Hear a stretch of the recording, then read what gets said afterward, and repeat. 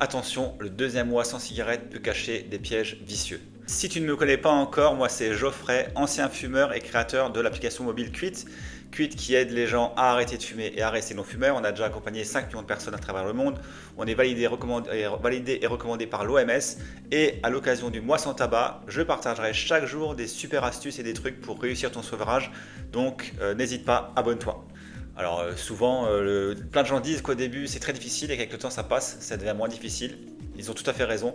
Par contre, ce que les gens savent moins, c'est que après un mois, 2 mois, la motivation elle a beaucoup baissé et des envies de fumer peuvent encore être fugaces. Et il faut savoir y résister. Donc par exemple, le piège habituel, hein, c'est le piège du juste une.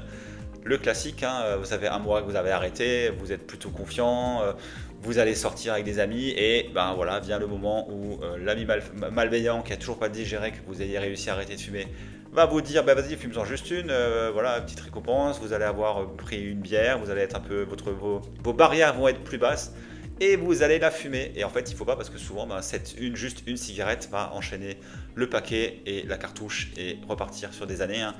Récemment, je faisais une présentation auprès de personnes et une m'a dit ben, le juste une m'a renvoyé pendant 5 ans de tabagisme, hein. Donc voilà, donc ça fait partie du jeu. Donc évitez vraiment cette juste une. Après, il y a aussi souvent l'ennui, c'est que on n'a pas encore réappris à refaire des choses positives pour avoir de la dopamine.